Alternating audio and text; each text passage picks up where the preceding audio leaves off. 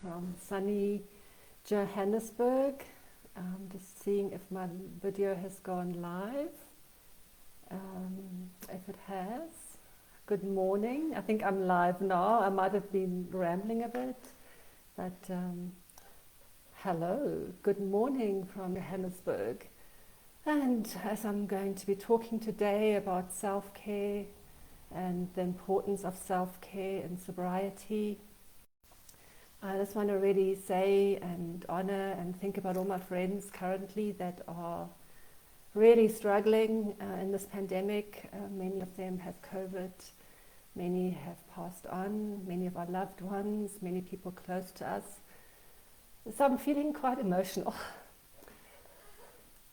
And I just want to say that during this time, it is so important for us to have our emotional bank filled, because I don't know from where you are coming in today or this morning, but here in South Africa, we are really thick into the third wave of the pandemic.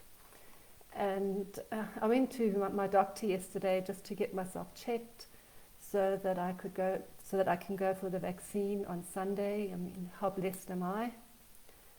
And the parking lot was just full of cars of people that have COVID.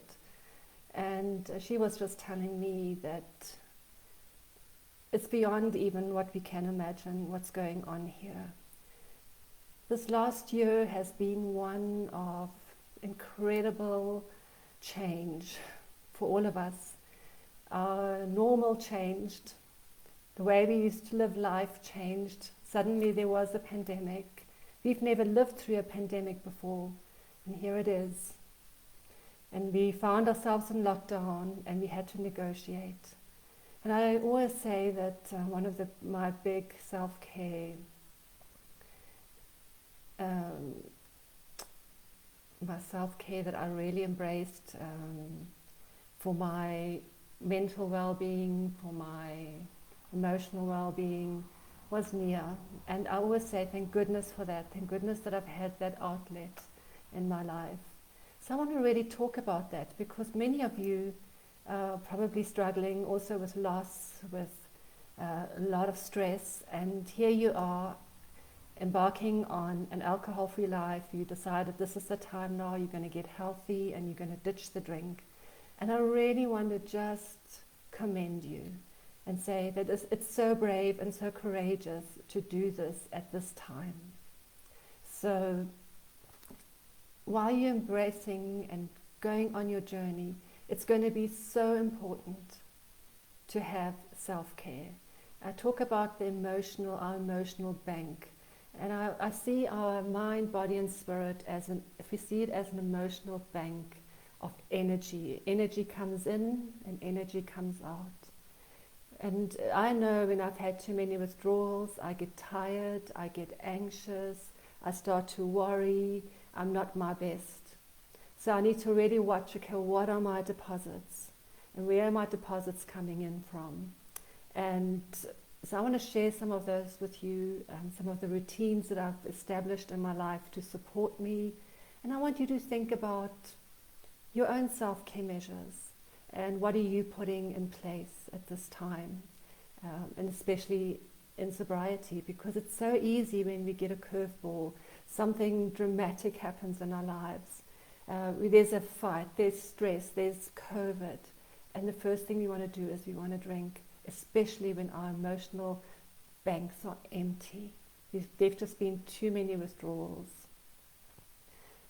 The other thing I want to offer you is that when you go and when you establish these self-care routines, it is really important to have sort of your long-term goal vision in place as to why you're giving up alcohol. What are you wanting in your life? What are some of your long-term goals? So for me, it's always been just feeling strong, healthy, resilient, engaged, learning, growing, evolving. And that's kind of my long-term goals. So I know all these routines that I'm establishing now and that I'm bringing into my life are going to take care of me and care of that long-term me, that future me that's going to be healthy and thriving. However, when it's tired me in the morning and I've got to get I've got to get myself out of bed and I'm just feeling drained, that long-term me is not beckoning. I've got to have a short-term reason in my pocket. I've got to plan for that. I've got to know that I'm going to say to myself, one of my key thoughts that come up, and when I catch those thoughts now, I plan for this thought and I stop it in its track, is you can press the snooze button and you can start again tomorrow.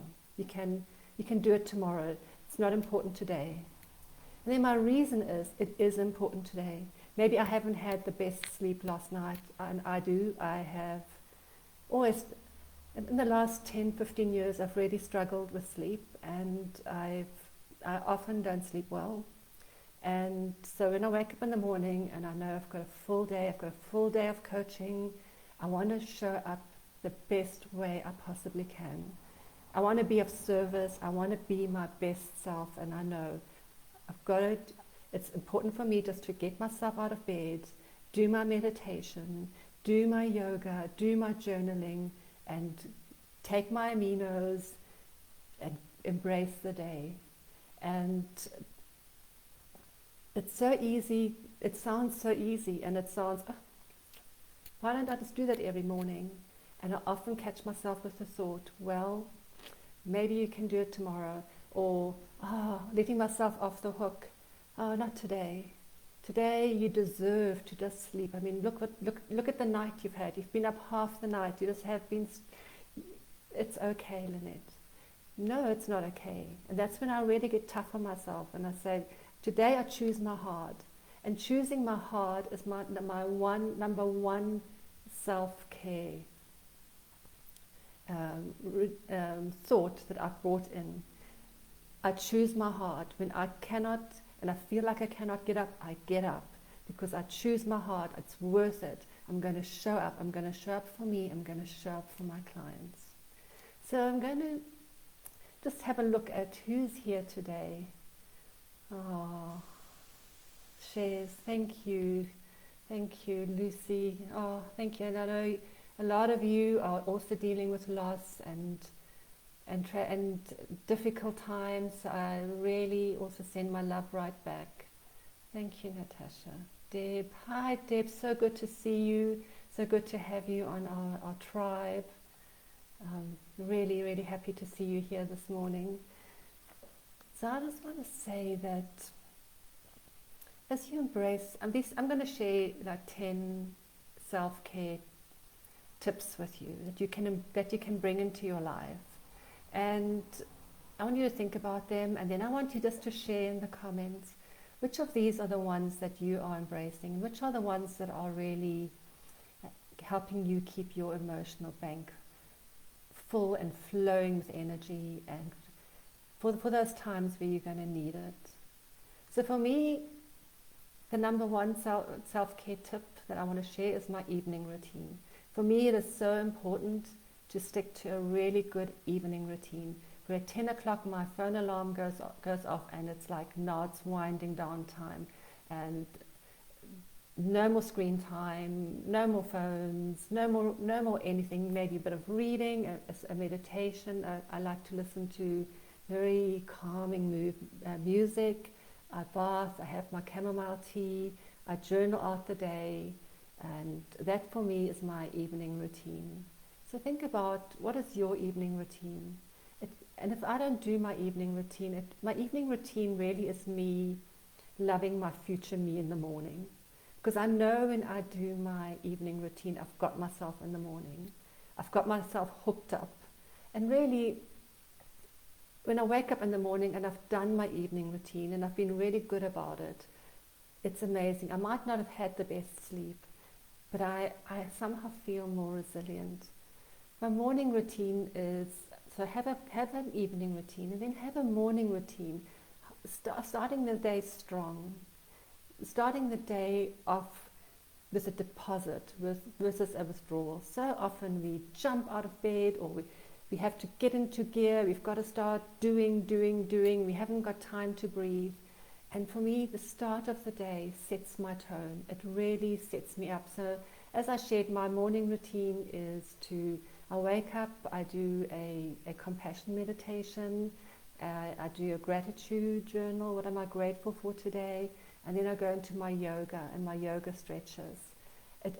And sometimes even in the morning I would then still journal if I'm feeling a little bit dysregulated, just getting the thoughts out, getting myself decluttered. It's amazing. And then I have my aminos, and I have my hot water and lemon, and I set up my nutrition for the day.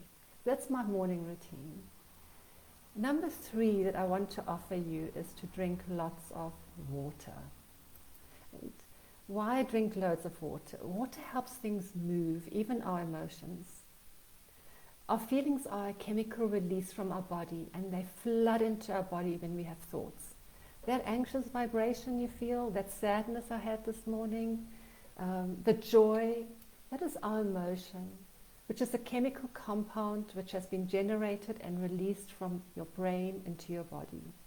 And water helps those feelings move through your body. I know I feel better, I have more energy, and I can think more rational when I'm well hydrated, which is why I start my morning with electrolytes and my aminos, and I drink lots of water. And so I've got my water here, and this bottle was left for me by one of my clients. And so when I drink my water, I'm always like, I think of her with so much love and gratitude, and I keep myself hydrated. And what's quite interesting is if you just Google drinking water and mental health, there are so many studies that show the connection between anxiety and dehydration. So from solarmentalhealth.com, I'm just going to quote something here.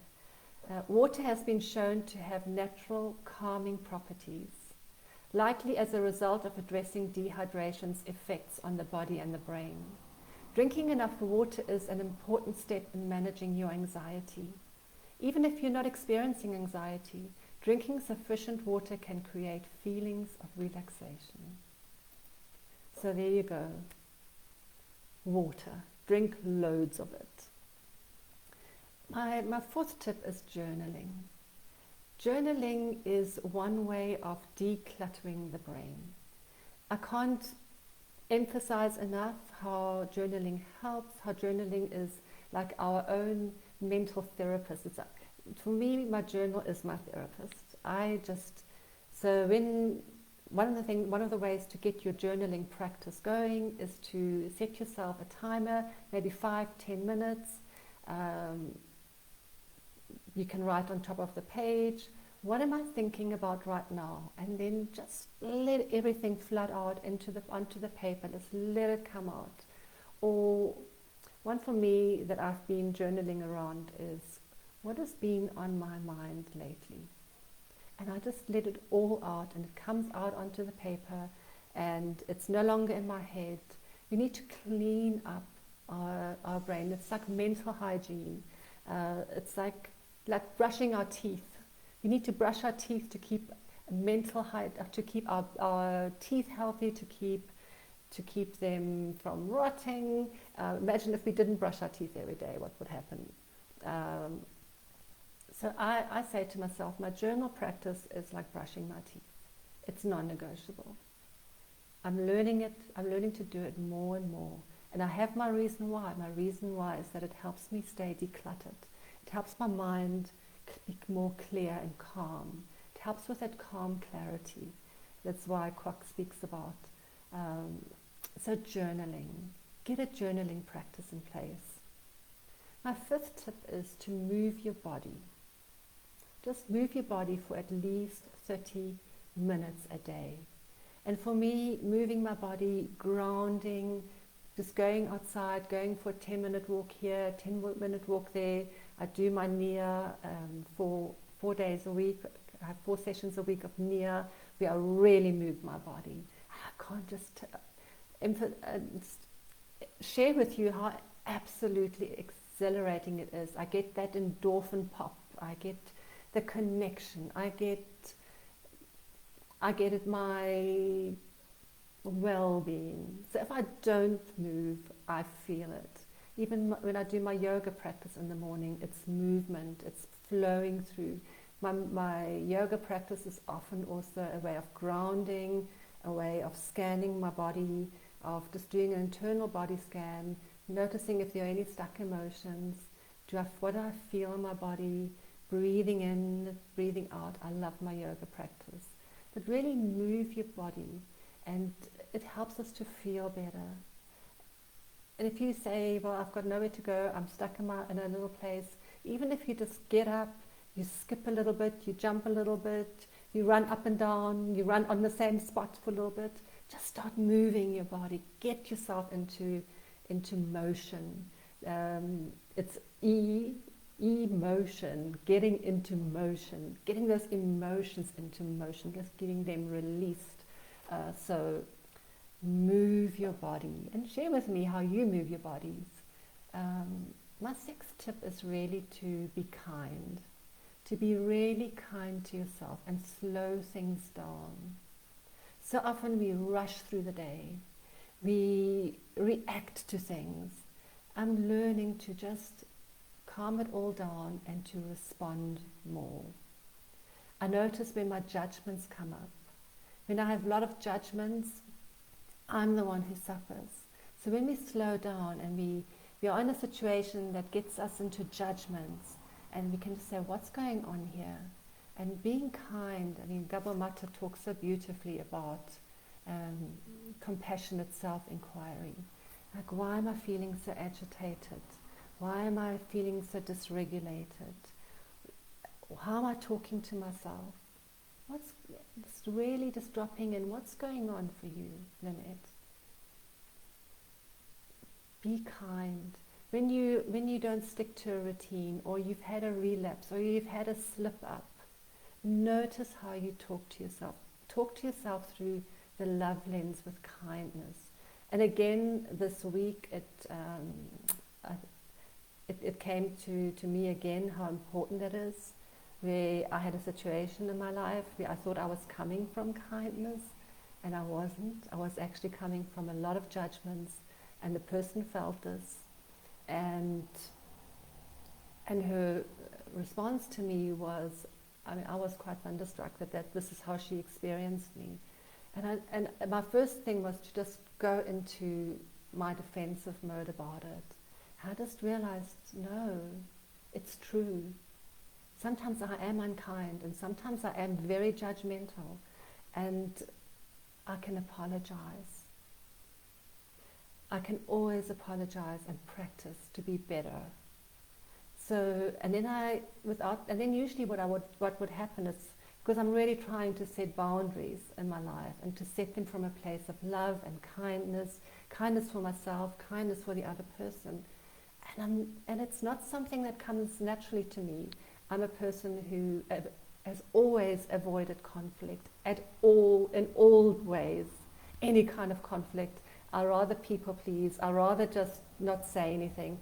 But I know that is poison to me. It starts to build up this resentment. So I'm getting better at setting my boundaries. I'm getting better at being with conflict from a place of love, and practicing it, and then not self-flagellating myself if I don't get it right, and that being really grateful for the person to give me the opportunity to practice. My seventh tip is to find pleasures, to find your bliss bombs. I've spoken about bliss bombs before. And bliss bombs are those little pleasures that just delight us. If we don't find our pleasures, we're going to find it from the immediate concentrated pleasures of cookies and chocolates and alcohol. If we're feeling dysregulated, or we're feeling anxious, or we're not feeling great, we're going to go to our go-to, and we're going to keep teaching our brain that that's what we need to do to feel pleasure. So finding your own true pleasures, what are those? Share them with me. So for me, one of my pleasures is, for example, my Egyptian cotton sheets. I love getting in my bed and just feeling the softness of those sheets on my skin, the coolness of them. I was already saying my bed routine is my evening routine is so important, because I often don't sleep well, And just to be in a bed of comfort and have textures that just give me pleasure, absolute wonder for me. I love it. So what is it for you? For me, another pleasure is music. When I just need to get myself into a quiet or contemplative space, or just want to get myself into calm, I've got music for that. When I do my yoga, the music as part of the yoga just is a balm that just soothes every part of me. So music is a big pleasure for me. As a self-study, I love self-study. I love reading. I love learning. It's all part of my pleasures. So what are some of your pleasures? Find your natural pleasures. Find your little pleasures. And the more we bring these pleasures in, the more momentum we create, the more dopamine we create naturally, and serotonin, and all this feel good here and now neurotransmitters. My 8th tip is to have really good nutrition. And an undernourished brain is an anxious brain. And I always say I've got to take care of my hardware with good nutrition so that my software works. And part of my good nutrition is that I take certain supplements that I know are really good for my brain. I have high homocysteine levels, which means my methylation process is not that good. I don't get rid of toxins easy enough. And also with the high homocysteine level, often what comes with that is that we don't have, a brain doesn't produce enough of the neurotransmitters. It needs a very good methylation process to bring in the nutrients, methylate them, turn them into neurotransmitters, and then courier them along our dendrites right into our receptors, which then go into our cells. So I really support my brain with supplementation. So I take really good amino acids. I take a slow release B vitamin complex and zinc, and I take electrolytes and lots of water. I'm very deliberate these days about my nutrition, and that's also one of my pleasures, is when I'm just able to sit outside, have a really good breakfast or lunch where I know it's packed full of nutrition. In the evenings I like to bring in more a carbohydrate, a slow release carbohydrate. I'll often have just sweet potato with a little bit of salad, and I find that really just helps me also get into relaxation. It helps me just to slow down. My body feels relaxed. So we do need carbohydrates. I know so often we get told to follow high protein diets and cut out all those carbs. So for me, carbs in the evening are good. They help me sleep. And so good nutrition. So what are you doing for your nutrition? It's an enormous deposit into your emotional bank account. The neurotransmitters that you are then able to, your brain needs to create, it makes the brain's job so much easier. So number 9 is an interesting one for me, and that is pick a goal. Pick a 30 to 90 day goal.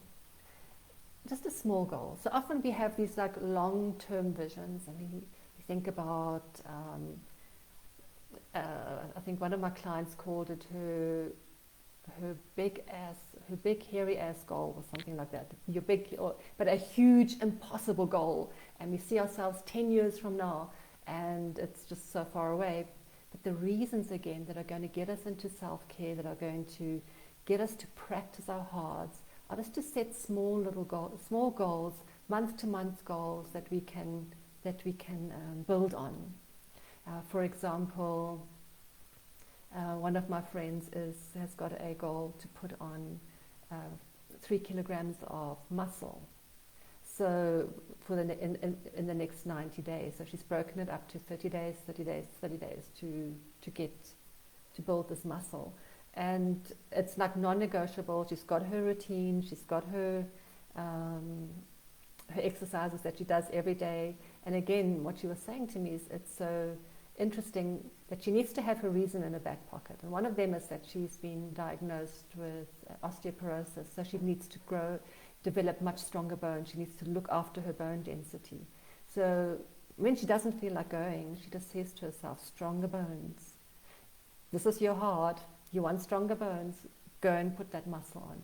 So what is it for you? Just a goal that you want to bring in place now that's going to create momentum for you, that's going to already make a huge shift for you. And when we have these small goals that we achieve, it also brings trust and resilience and strength within ourselves. We're building that hard muscle. We're building our choice muscle. We're overcoming our mental self-talk. We're starting to realize, we're starting to plan for what is it really that holds us back from achieving? What keeps us in our same old patterns? So what is your goal? And for some of you, the goal might be, okay, I'm going to go 90 days without alcohol, or I've joined Dry July. Now, what are the thoughts that are going to keep you on track?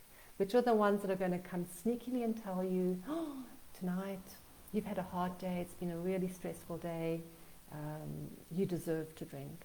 So when I used to have those thoughts come up, now when I have the thought you deserve, you've earned it, I'm like, whoa, stop. And like I said, my big one is you can always start tomorrow. You can always do it tomorrow. Tomorrow's another day. No. When that thought comes, I catch it now. I catch it and I release it. So pick a goal. And my 10th one is to take care of your mental health. For me, that is one of my non-negotiables. I have a coach. I'm back with self-coaching scholars. I get coaching every week, once a week, and it's been absolutely amazing because I don't often see my own patterns. And your coach or your therapist is really somebody that can hold a mirror to you. You know, my friends, if I go to my friends with a problem, or my husband's doing this, or this is what's happening, they always root for me, and they're always very understanding, and they always agree with me. And they're always just encouraging. But the wisdom that I get from my coach is different. The wisdom I get from my coach is the mirror that shows me, maybe the reason why I keep having the same conflict in my life is because of a certain behavior that I do. I had a classic one yesterday with my coach, where I coached around the situation that had happened this week for me, that was very difficult for me, that I felt I didn't handle well, and I felt so self-righteous. And in fact, at the time, I thought, well, I'm feeling not comfortable about it. However, let me just get coaching. It's like in the moment coaching, and let me just share with her.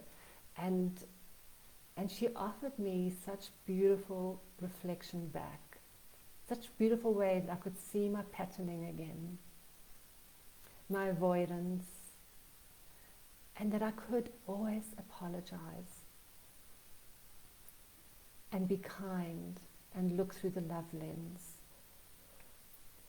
So coaching for me is really where you have somebody who can help you navigate, be your mirror, help you see yourself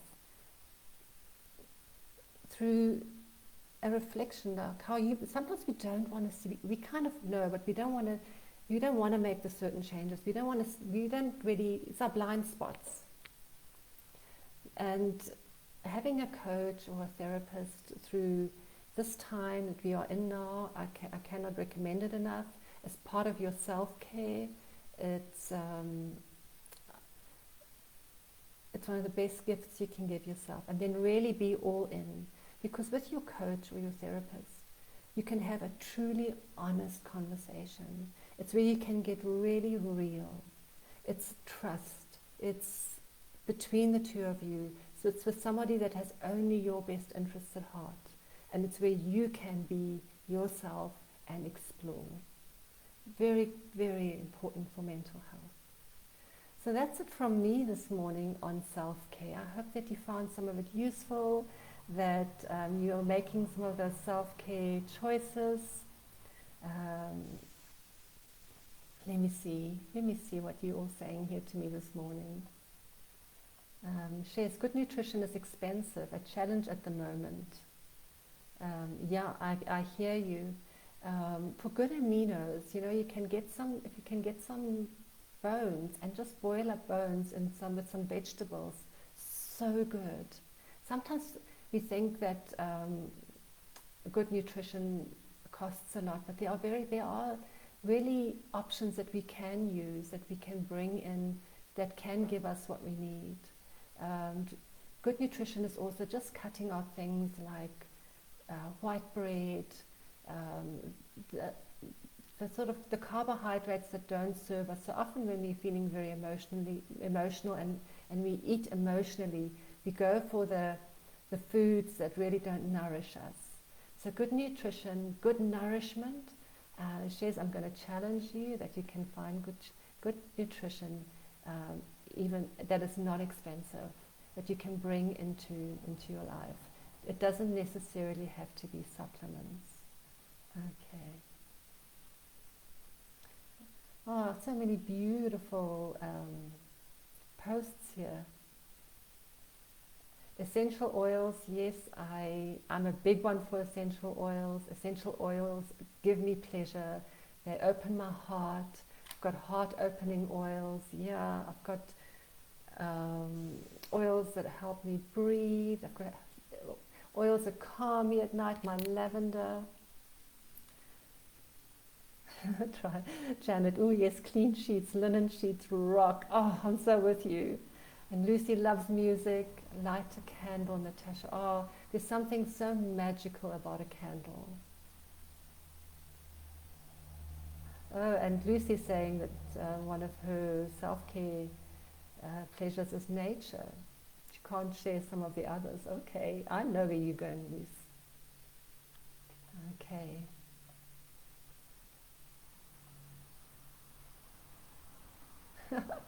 Oh, I love this from Deb. As long as you don't have silk pajamas on with the sheets, you will slip out of bed. Oh, that's so cute. That's so funny.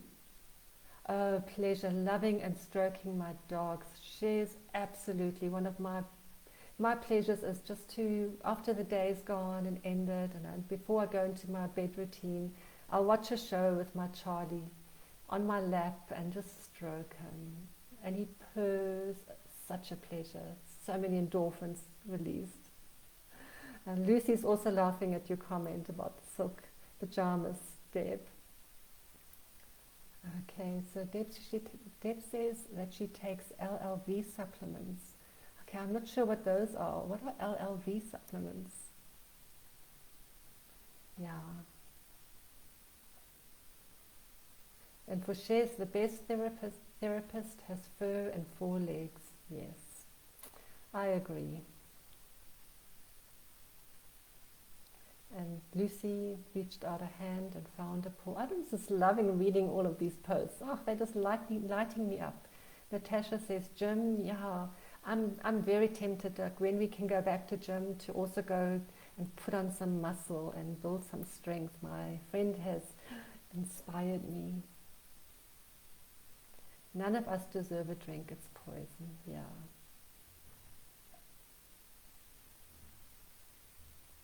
You can restart your day at any time.